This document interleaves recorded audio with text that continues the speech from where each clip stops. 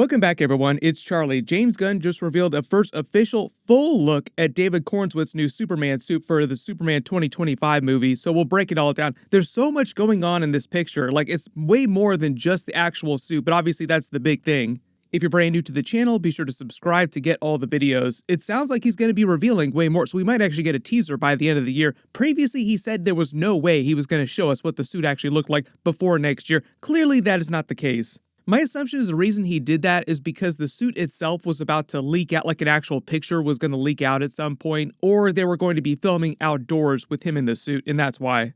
Biggest takeaway is probably that the trunks are back. Superman's trunks are back. A while ago, he actually did a poll. Turns out he was actually just messing with us because he had probably already decided to bring the trunks back way before he ever did this. The last time we saw a live-action Superman in a movie wearing the trunks was Brandon Routh's Superman, and he was actually meant to canonically be Christopher Reeve's Superman, so really it's Christopher Reeve's Superman is the last one to wear the trunks. Who are you? A friend.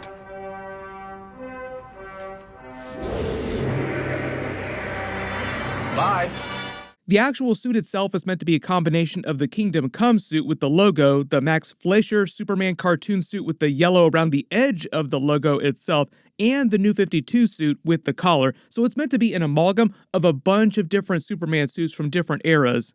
The suit itself might also have a backstory like the one from My Adventures with Superman, where it is a Kryptonian suit. It starts out being made by Kryptonians, but his mother winds up modifying it, and that's why it looks like it was something that a human made on Earth. Like, it seems way more lo-fi than Henry Cavill's Superman suit, which was made by Kryptonians and found on the Kryptonian ship. Notice it's already super dirty. It almost looks like he's finishing superhero work for the day as he's taking his boots off while you have this giant backdrop of a huge battle going on in the sky with a couple of giant sky beams. There's been a lot of jokes about this, but I definitely think it's meant to be someone like Brainiac, for instance, or someone else. It just looks very much like Brainiac's energy that he's giving off here, firing at Nathan Fillion's Guy Gardner Green Lantern. Like, I think it's his Green Lantern ring energy that's blocking the beam here in the background. So what's going on with Superman? It just looks like he's in his apartment putting his boots on one at a time, but he's just been out already saving the world recently and hasn't had time to rest. So a lot of people were just wondering, is he getting home from work or is he leaving to go save the world again?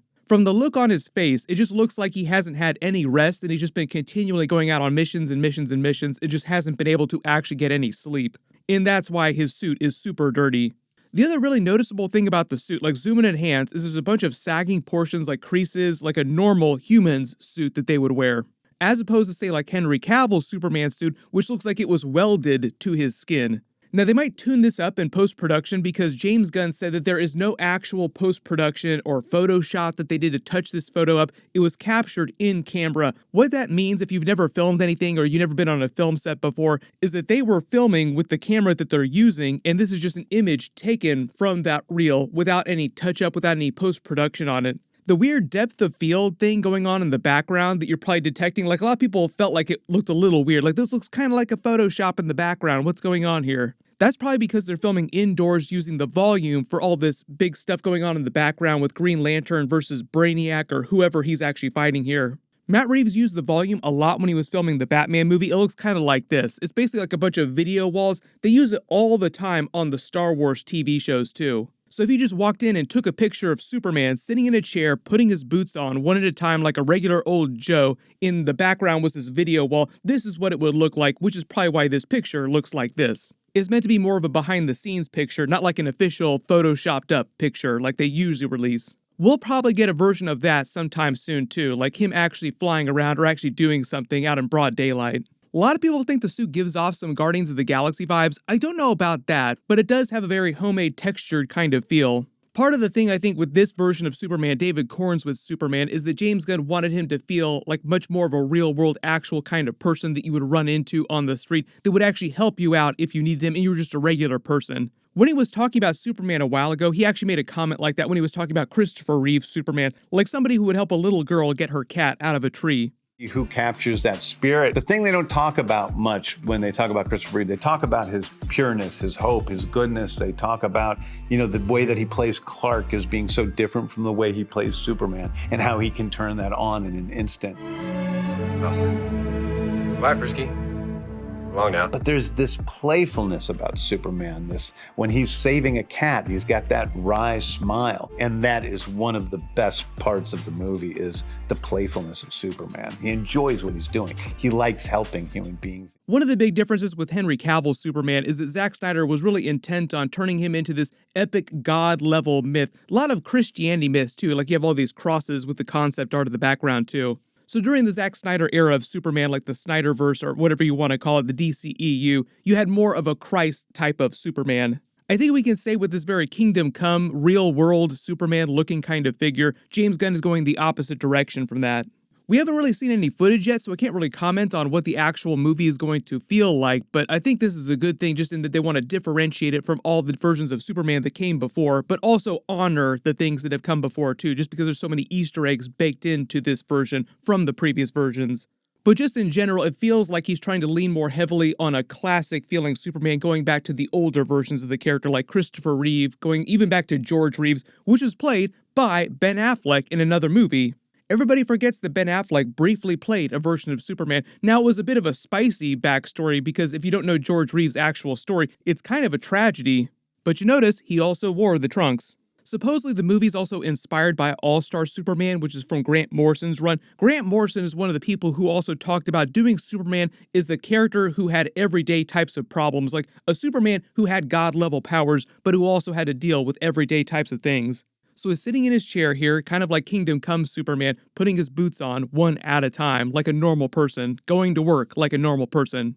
One of the other funny things about this too, that we can say in retrospect, is that James Gunn actually teased this picture a long time ago about making plans using the Kingdom Come Superman picture with all the other characters, and it seemed like he was just trying to say he was doing something really exciting, like, oh, we got a lot of plans behind the scenes, but in reality, he was actually trying to tease us with what the Superman suit was going to look like, because he's also wearing the trunks here too.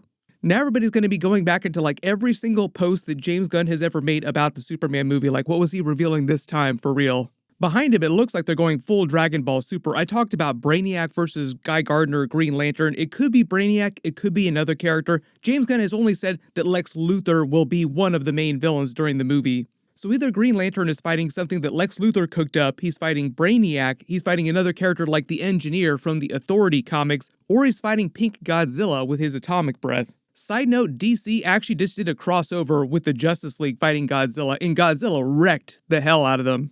I talked about this before too, but Brandon Routh's Superman literally wore the exact same suit during the Arrowverse Crisis on Infinite Earths. The minor change there is the actual suit itself was made of different material. It was smoother than David Cornswith's new suit, and for most of Crisis on Infinite Earths, he wore the actual Kingdom Come suit, like it was literally meant to be the Kingdom Come version of the suit. And yes, Brandon Routh's Superman during that was meant to be his version of Superman from his Superman movie, and in that Superman movie, like Superman Returns, he was canonically meant to be the Christopher Reeve version of Superman, just forward in the timeline. So technically he was Christopher Reeve Superman wearing the Kingdom Come suit. The same basic backstory of the suits in the Silver Age stories, like going way, way back in the comics. Superman's suits typically were made by his mother, Martha Kent, when he came into his powers and started using the Superman name in his 20s. Like he didn't show up to Earth in his pod with Superman suits ready to go, ready for him to wear.